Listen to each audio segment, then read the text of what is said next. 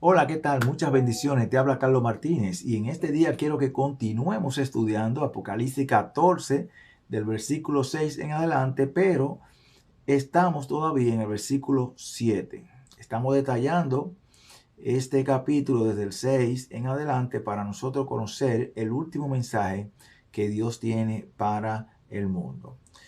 Entonces, nosotros ya vimos en el video anterior, la hora de su juicio ha llegado. Si la hora de su juicio ha llegado, ¿qué se hace entonces en este juicio? Hoy en este estudio vamos a ver cómo Dios ejecuta este juicio, cuáles son los procesos de este juicio y vamos a conocerlo en el día de hoy. Pero antes de comenzar, quiero que pidamos la dirección del Espíritu Santo. Bendito Dios y amado Padre, gracias te damos nuevamente, Señor, por este día que tú nos has regalado, Señor. Te pido, Señor, la bendición de cada oyente, cada persona que escuche este video, Señor, que tu Espíritu, Señor, pueda obrar en cada uno de los que lo vean, Señor, para su entendimiento. Queremos, Señor, que tu Espíritu nos acompañe en este estudio, Señor, y nos aclare y nos ilumine, Señor, conforme al juicio que ha empezado. Pedimos, Señor, el perdón de nuestros pecados, Señor, y sanidad para aquellos que la necesitan. Pedimos tu bendición en el nombre de Jesús. Amén. Y yo quiero primero ver lo que es una definición de juicio. Y yo encuentro aquí que el juicio, ¿qué es un juicio? Bueno, es un conjunto de instancias donde se pone a prueba la inocencia o la culpabilidad de una persona frente a una figura de autoridad designada en virtud de sus méritos para impartir justicia. Entonces, un juicio es para poner a prueba la inocencia o la culpabilidad de una persona. Pero hoy vamos a estudiar entonces este juicio de Dios. Vamos a estudiar el juicio de Dios y vamos a darnos cuenta que este juicio tiene que ser antes de la venida de Jesús. Y vamos a ver, transcurrido el estudio, por qué razón es antes de que el Señor Jesucristo venga a buscar a su pueblo. Y para ello quiero que vayamos a Daniel 7 y vamos a leer el versículo 9 y 10. Dice el versículo 9, estuve mirando hasta que fueron puestos unos tronos y se sentó un anciano de días. Se sentó un anciano de días. Vamos a leer el 10. Un río de fuego procedía y salía delante de él. Miles de miles lo servían y millones de millones estaban delante de él. El juez se sentó y los libros fueron abiertos. Entonces, nos dice aquí que se sentó un anciano de días y aquí en el 10 dice el juez se sentó. Entonces, ese anciano de días es el Padre. Y dice que miles y miles y millones de millones estaban delante de él. El versículo 13 nos dice, miraba yo en la visión de la noche y vi que con las nubes del cielo venía como un hijo de hombre y vino hasta el anciano de día y lo hicieron acercarse delante de él. Aquí vemos tres actores en este juicio. Vemos al anciano de días, que es el Padre, dice que se sienta y los libros son abiertos. Delante del Padre vemos millones de millones delante de él. Y también vemos al Hijo del Hombre que va hacia el anciano de día. Ahora vamos a ver la función de estos tres que hemos mencionado. El anciano de día, ya vimos aquí en el mismo capítulo que es el juez, pero ahora tenemos millones de millones y miles de miles que están delante del trono y al Hijo del Hombre que va delante del Padre. Vamos a ir a Lucas 12, y vamos a ver cuál es la función de los millones de millones. Dice Lucas 12, versículo 8 y 9, os digo que todo aquel que me confiese delante de los hombres, también el Hijo del Hombre lo confesará delante de los ángeles de Dios. Aquí vemos dos de los que están delante del juez y son los ángeles y el Hijo del Hombre. El versículo 9 dice, pero el que me niegue delante de los hombres será negado delante de los ángeles de Dios. Entonces, los millones de millones son los ángeles que están delante del trono. Y vamos a ver entonces, el Hijo del Hombre lo va a confesar delante de los ángeles de Dios, o sea que los ángeles de Dios entonces son el jurado o los testigos. Ahora vamos a ir a Primera de Juan, y vamos a leer el capítulo 2 y el versículo 1, y vamos a ver cuál es la función de Jesús aquí en este juicio. Dice: hijitos míos, estas cosas os escribo para que no pequéis, pero si alguno ha pecado, abogado tenemos para con el Padre, a Jesucristo el justo. Entonces Jesús en este juicio es el abogado. Jesús es el abogado para con el Padre, dice aquí. Bueno, pues entonces tenemos al juez, tenemos a los testigos y tenemos al abogado, pero falta alguien. ¿Quién falta? Falta el que nos acusa. El que nos acusa. Vamos a ir a Apocalipsis 12 y vamos a leer el versículo 9 y el versículo 10 para ver quién es que nos acusa. Dice: y fue lanzado fuera el gran dragón, la serpiente antigua que se llama Diablo y Satanás, el cual engaña al mundo entero.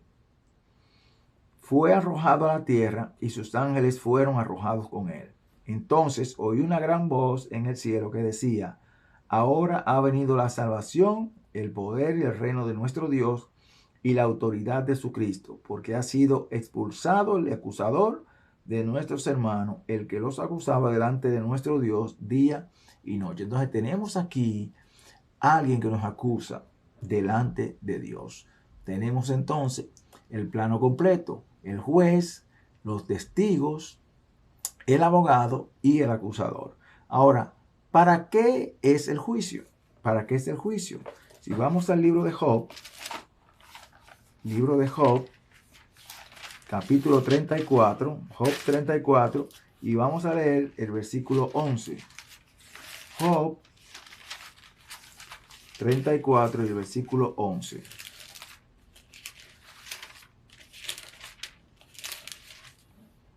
Dice así: porque él pagará al hombre según su obra y le retribuirá conforme a su conducta. Entonces, ¿para qué es el juicio?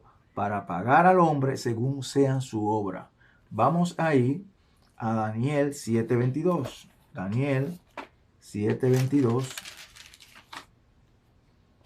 Daniel 7, el versículo 22 dice: hasta que vino el anciano de día y se hizo justicia a los santos del Altísimo. Y llegó el tiempo y los santos recibieron el reino. Entonces, ¿para qué es el juicio? El juicio es para hacer justicia a los santos del Altísimo.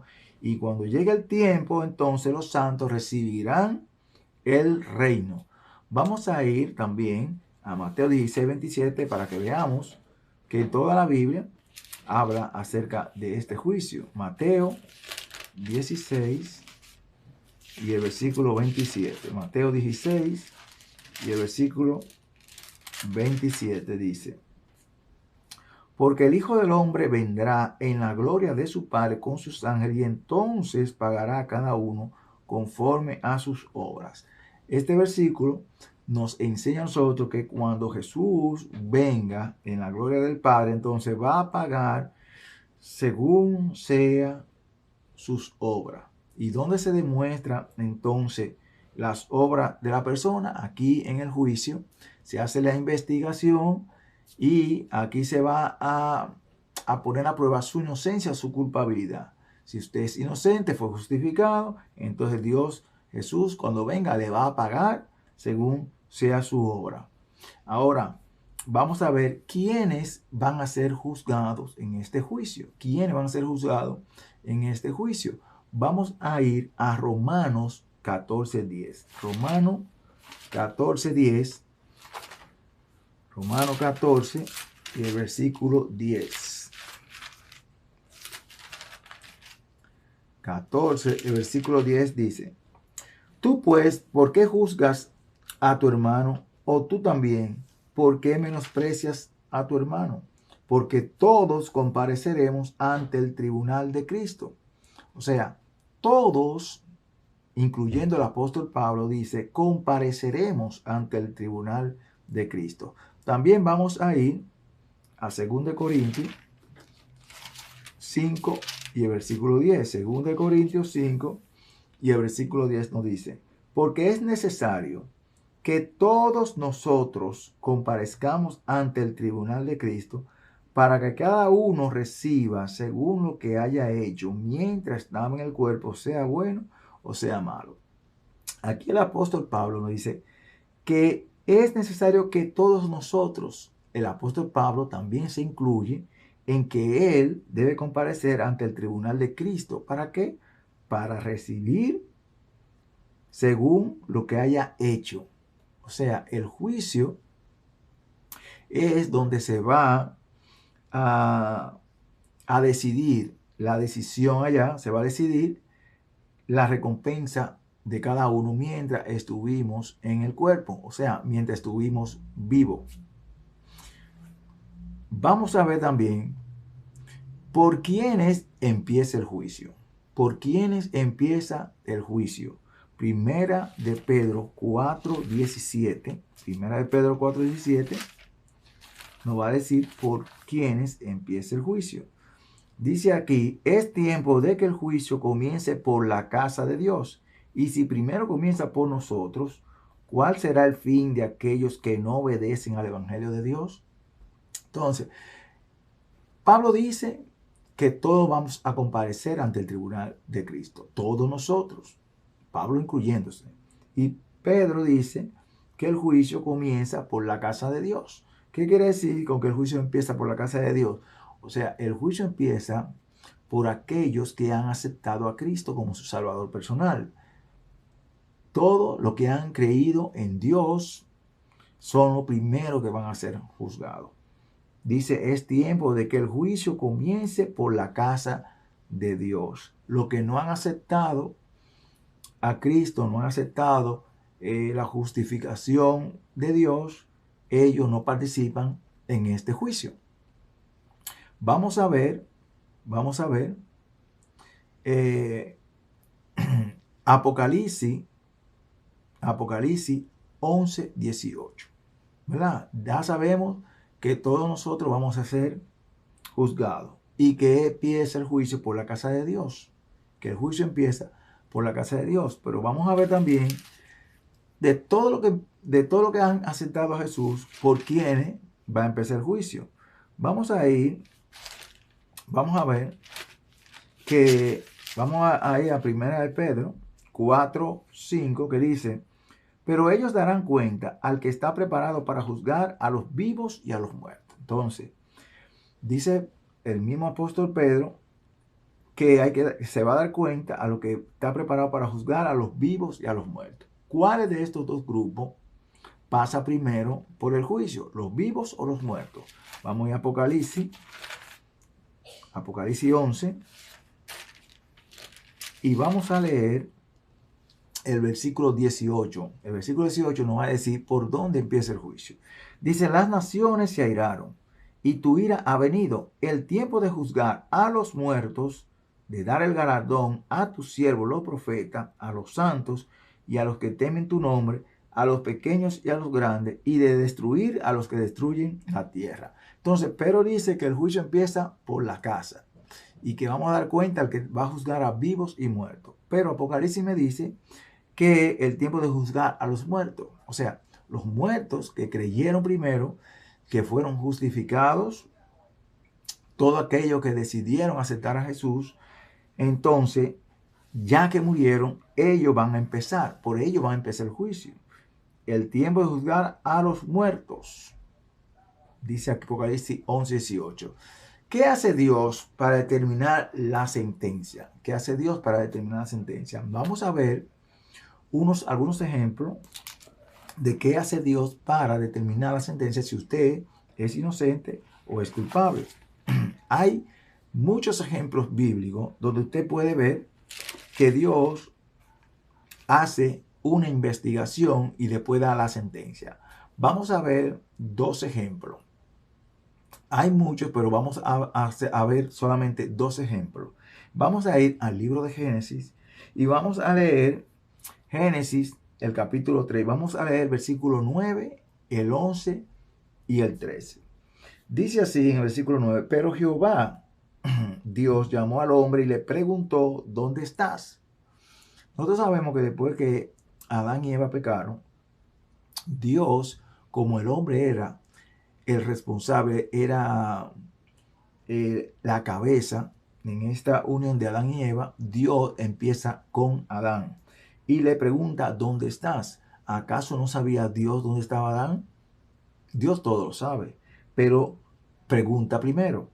Miren el versículo 11 dice, entonces Dios le preguntó, ¿quién te enseñó que estaba desnudo? ¿Quién le enseñó que estaba desnudo? ¿Acaso has comido del árbol del cual yo te mandé que no comieras? Dios le hace pregunta a Adán y el hombre respondió que la mujer que me diste por compañera me dio del árbol y yo comí. O sea, Adán ahora está buscando una justificación. Dice la mujer que me diste. O sea, la culpable es Eva y Dios que le dio a la mujer. Ese es el argumento de él. Ahora Dios va a donde Eva y le pregunta, entonces Jehová Dios dijo a la mujer, ¿qué es lo que has hecho? ¿Acaso Dios no sabía lo que Eva había hecho?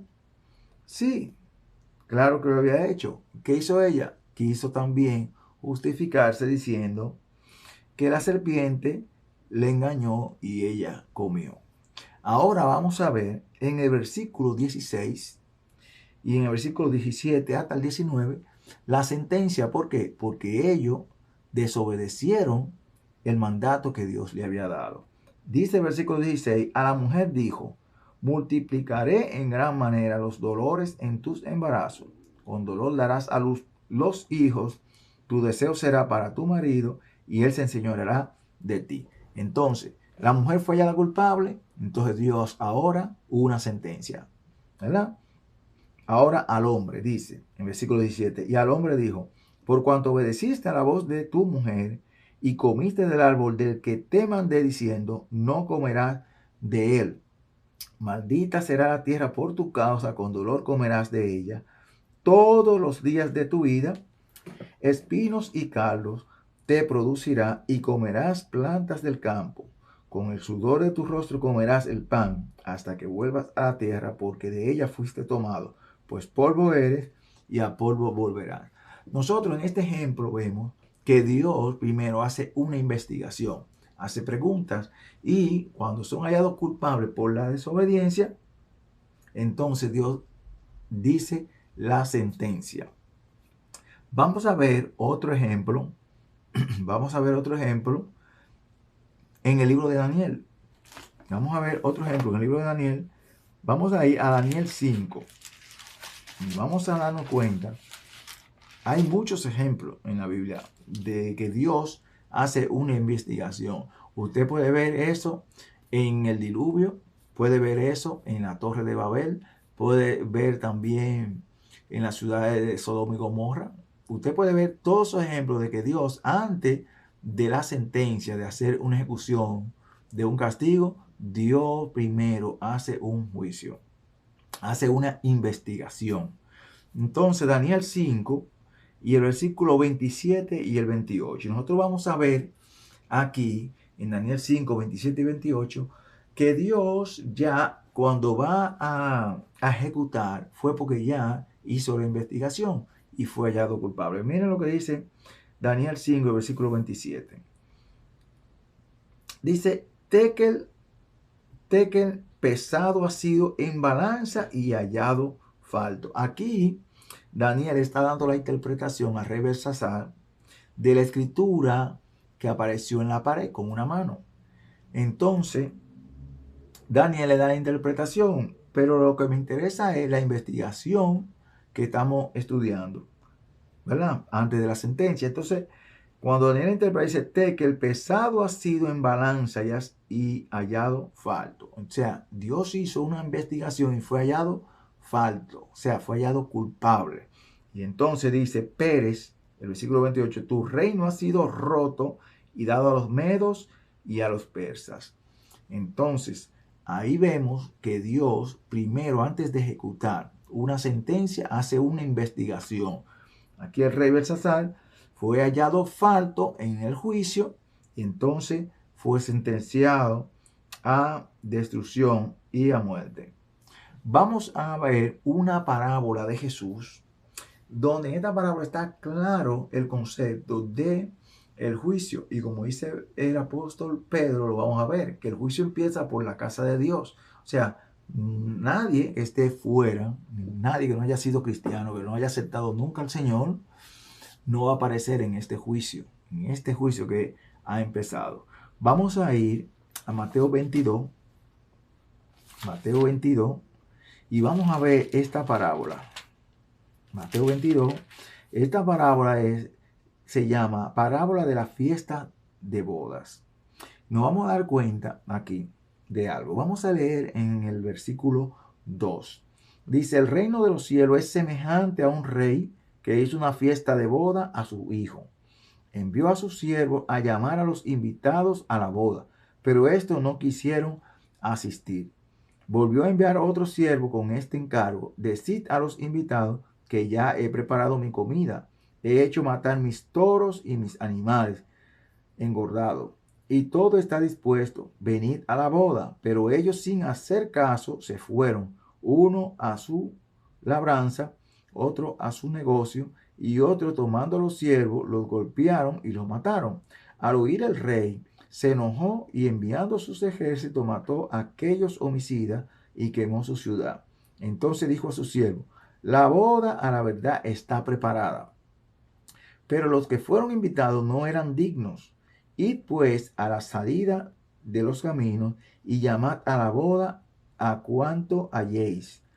Entonces salieron los siervos por los caminos y reunieron a todos los que hallaron, tanto malos como buenos, y la boda se llenó de invitados.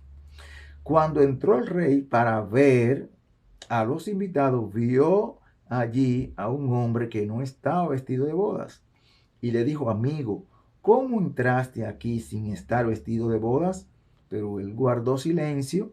Entonces el rey dijo a los que servían: atadlo de pies y manos y echadlo a las tinieblas de afuera. Allí será el lloro y el crujir de dientes, pues muchos son llamados, pero pocos escogidos. En esta parábola nosotros podemos ver la investigación de este juicio, y que el juicio comienza por lo que han aceptado.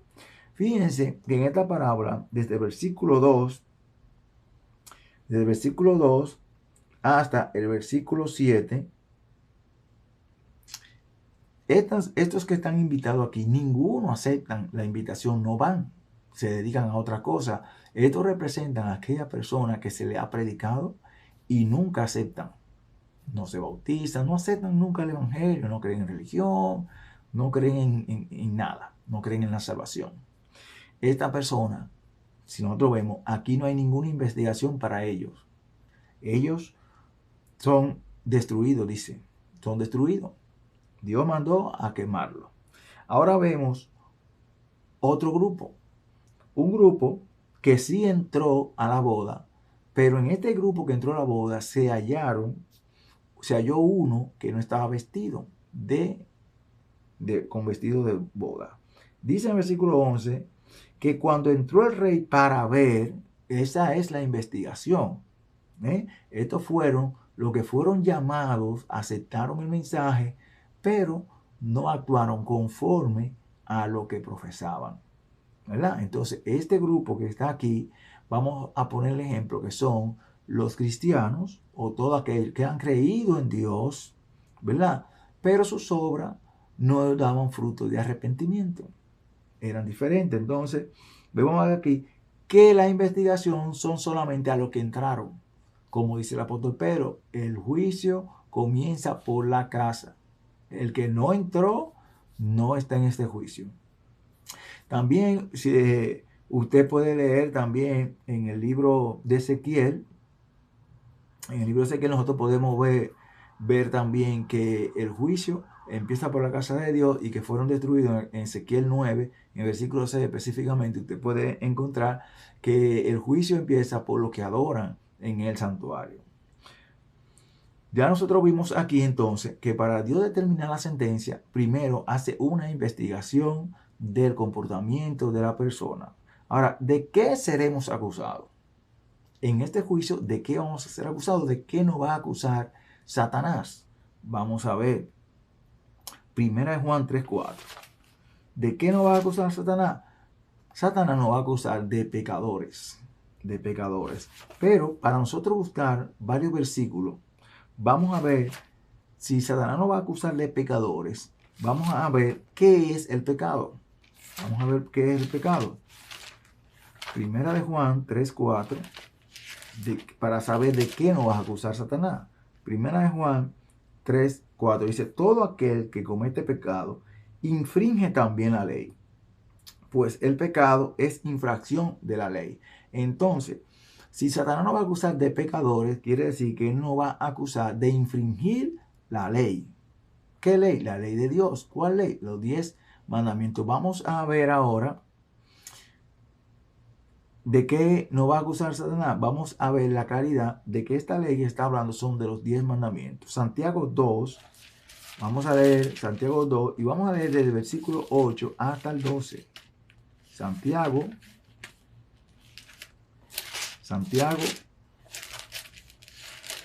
capítulo 2 y versículo, vamos a leer del 8 al 12. Dice: si en verdad cumplís la ley suprema conforme a la escritura es el Antiguo Testamento, amarás a tu prójimo como a ti mismo, bien hacéis. Pero si hacéis acepción de persona, cometéis pecado y quedáis convicto por la ley como transgresor. ¿Ve? Dice aquí: porque cualquiera que guarde toda la ley, pero ofende en un punto, se hace culpable de todos. Pues el que dijo no cometerás adulterio, también ha dicho no matarás. Ahora bien, si no cometes adulterio, pero matas, ya te has hecho transgresor de la ley. Cuando nosotros leemos estos versículos, dice: pues el que ha dicho en el versículo 11, no cometerás adulterio, también ha dicho no matarás. ¿Dónde está citando el apóstol Santiago esto? Está citando esto en Éxodo 20. Éxodo 20, donde están los 10 mandamientos. El que dijo no cometerás adulterio, también ha dicho no matarás. Eso lo dijo Dios allá en el Sinaí cuando reveló su santa ley. Entonces, dice él que así hablad y haced como los que habéis de ser juzgados por la ley de la libertad. Entonces, ¿por qué ley vamos a ser juzgados? Por la ley de la libertad. Entonces, en estos versículos nos da a entender que la ley de la libertad son los 10 mandamientos. ¿Por qué se le llama la ley de la libertad? Si nosotros nos ponemos un ejemplo, las leyes civiles, cuando usted la viola, a usted lo van a juzgar por la violación de esa ley. Pues entonces, en la ley de Dios, cuando usted la viola, usted va a ser juzgado también por la ley que usted ha violado. Y entonces el apóstol Santiago nos da a entender aquí que cuando se viola esta ley, usted se ha vuelto transgresor de la ley.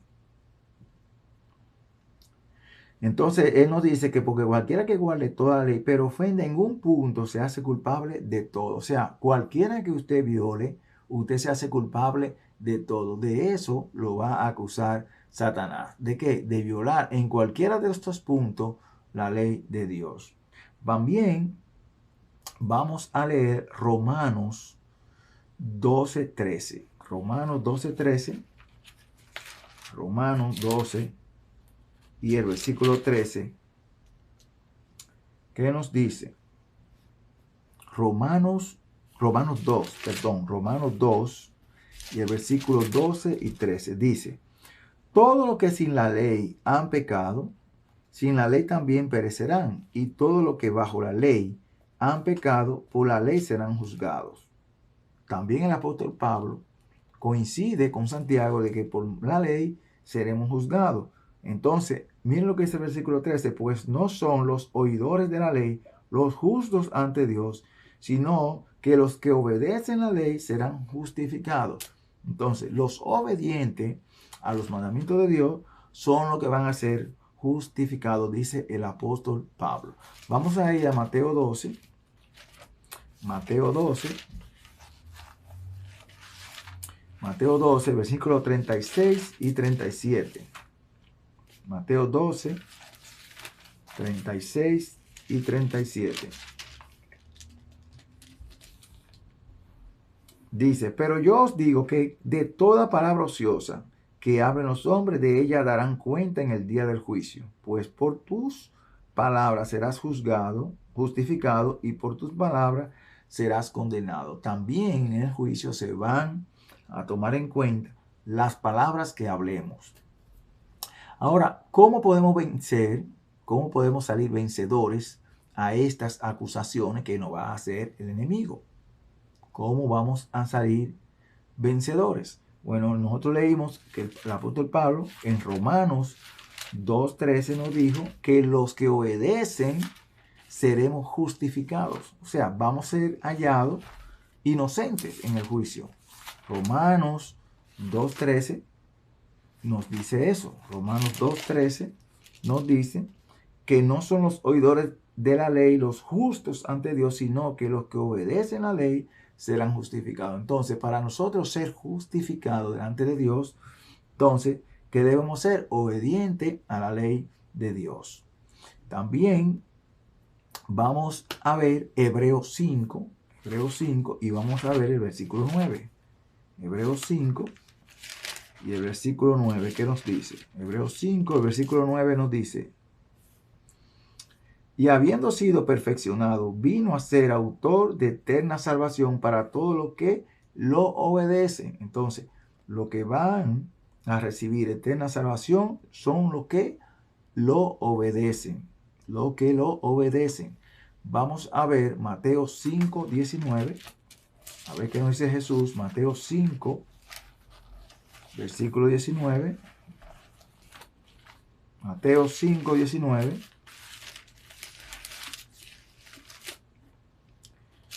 El versículo 19 dice, de manera que cualquiera que quebrante uno de estos mandamientos muy pequeños y así enseña a los hombres, muy pequeño será llamado en el reino de los cielos. Pero cualquiera que los cumpla y los enseñe, este será llamado grande en el reino de los cielos. Entonces, cualquiera, dice aquí, que quebrante uno de estos mandamientos muy pequeños, cualquier mandamiento que usted se encuentre que sea pequeño, una mentirita, cualquier mandamiento que usted quebrante, por pequeño que sea, dice el Señor, así será llamado pequeño en el reino de los cielos.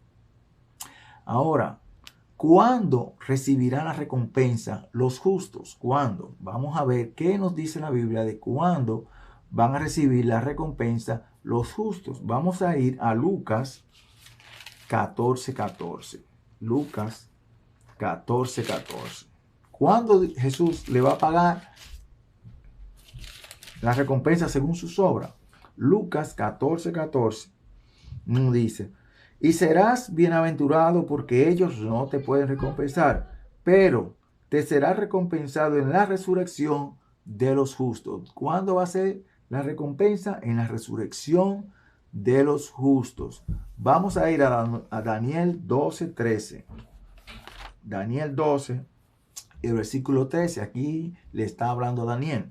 Dice, en cuanto a ti, tú irás hasta el fin y reposarás y te levantarás para recibir tu heredad al fin de los días. A Daniel se le dice que iba a reposar y se levantará para recibir tu heredad al fin de los días.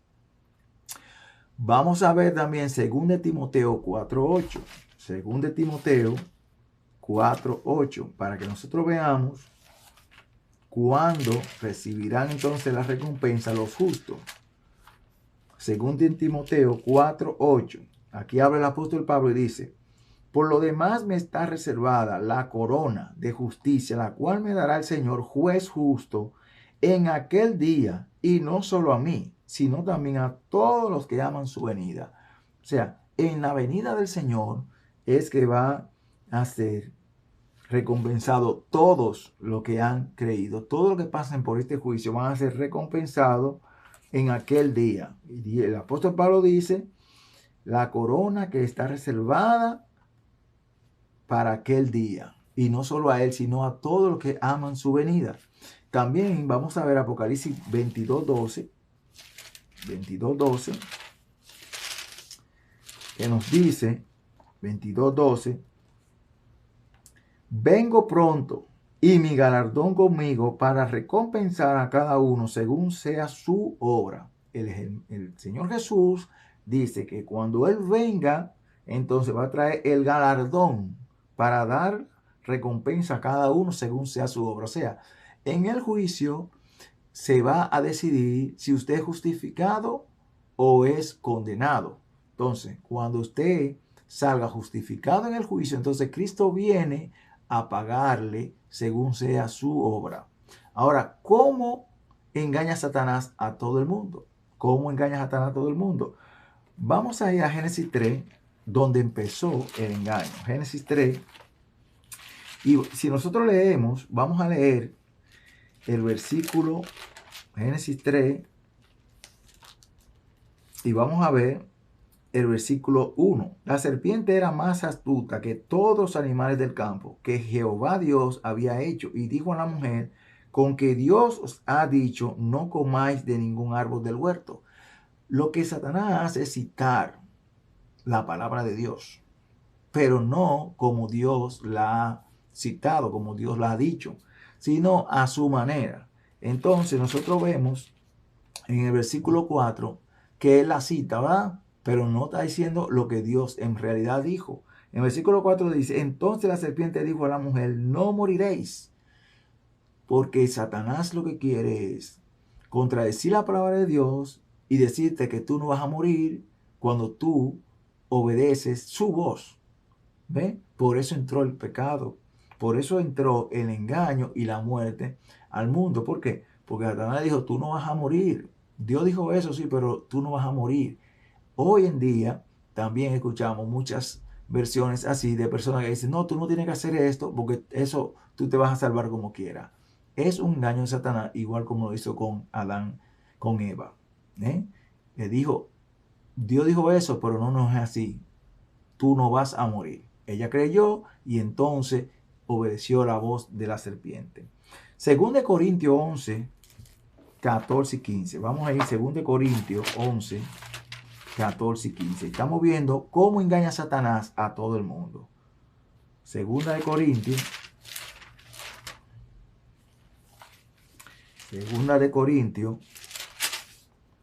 11. Segunda de Corintios 11, el versículo 14 y el versículo 15. Dice, y esto no es sorprendente, porque el mismo Satanás se disfraza de ángel de luz. Así que no es extraño si también sus ministros se disfrazan de ministros de justicia, cuyo fin será conforme a sus obras. Entonces Satanás se disfraza de ángel de luz y su ministro también se disfrazan de ministros de justicia. O sea, que hay ministros que predican que usted puede transgredir la ley de Dios porque ya no tiene que guardarla. ¿Por qué? Porque ya Jesucristo cumplió, pero ya Jesucristo cumplió porque nosotros no podíamos. Entonces ahora nosotros debemos creer en Jesucristo, pero no podemos andar en desobediencia de la ley de Dios, porque no se puede robar, no se puede matar. O sea que esa ley de Dios que dice la Biblia que es eterna, debemos ser obedientes, porque si no, ¿qué vamos a hacer en el juicio? Vamos a ser hallados falto, ¿verdad? Vamos a ser juzgados por la ley de Dios. Entonces, si usted, los 10 mandamientos, dice, no hay que guardarlo, pues entonces usted en el juicio, cuando pase su nombre en los mandamientos, usted estaba violando este mandamiento de no debe hablar mentira, usted estaba codiciando, ¿verdad? Usted es culpable, usted estaba cometiendo adulterio, usted es culpable, usted estaba violando uno cualquiera, dice el apóstol Santiago, se hace culpable de todo. Cualquiera de los 10 que usted está violando va a ser hallado culpable. Por eso nosotros estamos estudiando el último mensaje de Dios al mundo, porque el mundo está transgrediendo la ley de Dios y Dios dice, la hora del juicio ha llegado, y le da el mensaje, adorad a aquel que hizo el cielo y la tierra, temed a Dios y darle gloria, y temed a Dios. Si no ha visto el video, puede verlo. Temed a Dios para aprender cómo se teme a Dios. Ahí está el video, usted puede verlo. Vamos a ir también a Judas 1.4. Vamos a leer a Judas 1.4.